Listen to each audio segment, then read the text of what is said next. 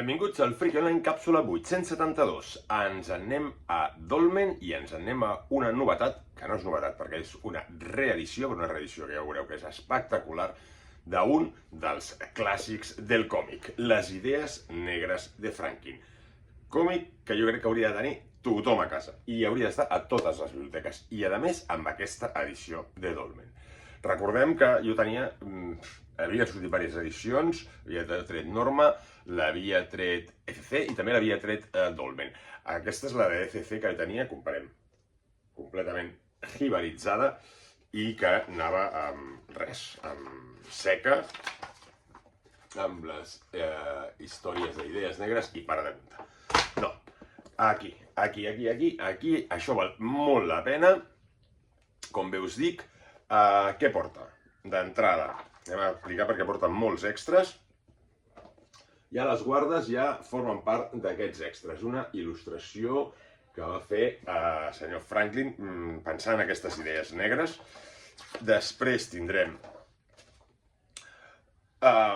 un pròleg d'Àngel de la Calle, que ens explica de què va això de les idees negres de Franklin.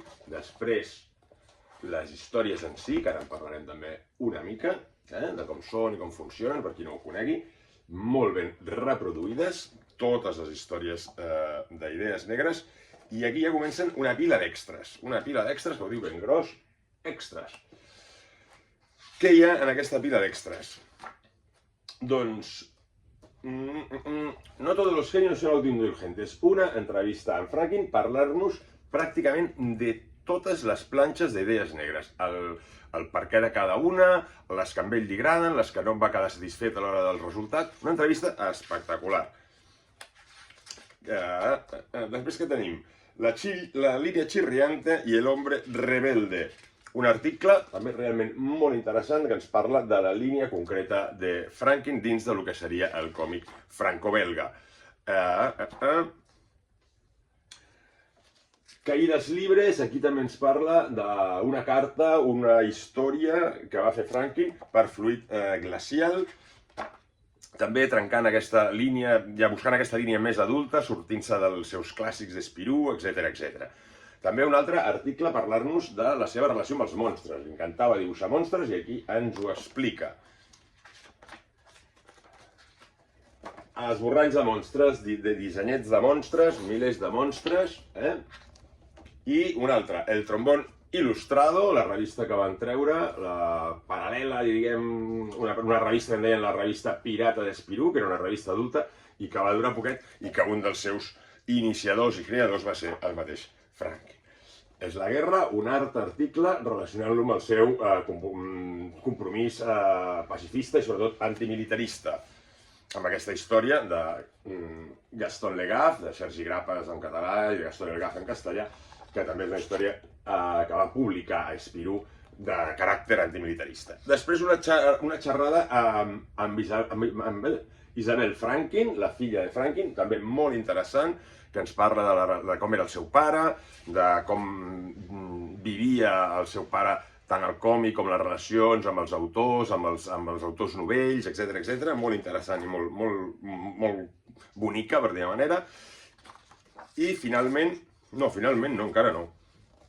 Una altra entrevista a Franklin de diferents fanzins que val molt la pena, que també ens parla una mica de la seva relació amb el món i els seus ideals polítics, i una altra entrevista amb Gottlieb, l'altre clàssic del còmic franco-belga, que va tenir una relació de treball molt intensa amb Franklin, i aquí veurem algunes de les seves col·laboracions, que també estan aquí, aquestes col·laboracions entre Gottlieb i Franklin.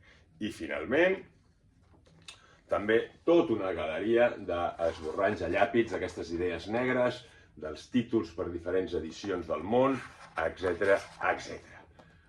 Una meravella aquesta edició d'idees negres. Què és Idees negres? Que encara no us ho he dit per qui no ho sàpiga.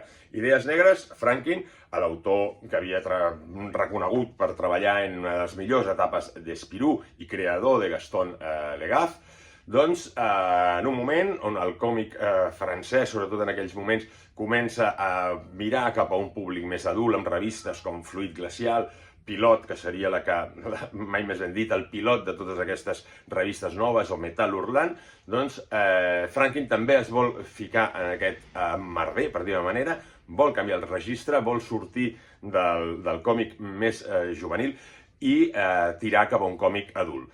Amb unes pàgines, que són pàgines que comencen i acaben, cada història és inici i final, cada història comença aquí i acaba aquí, normalment, i potser n'hi ha alguna que són de 2 pàgines, fins i tot alguna de 3, però normalment són històries curtes d'una pàgina, totes en blanc i negre, on predomina aquest negre. I al mateix temps, les històries són d'humor negre. Humor negre que aprofita Franklin per parlar del que a ell li interessa, de l'ecologisme, del criticar el feixisme, criticar la pena de mort. Pensem que en aquells moments la pena de mort encara estava vigent a Bèlgica i a França, criticar el militarisme, l'església, etc. Un crit a la llibertat amb mala bava i amb un sentit de l'humor brutal. N'hi ha de realment brillants i que en quedaran per la història, jo crec.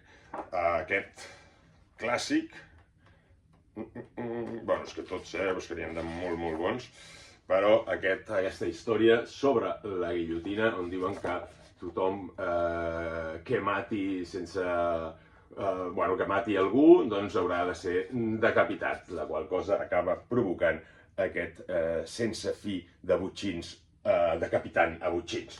Aquest és el nivell i el sentit de l'humor de Franklin en aquestes idees negres, que com bé us dic, jo crec que és un àlbum, i a més amb aquesta edició meravellosa que ha tret Dolmen, que s'hauria de tenir a totes les cases, fins i tot que no siguis fan del còmic. Salut i a llegir còmics.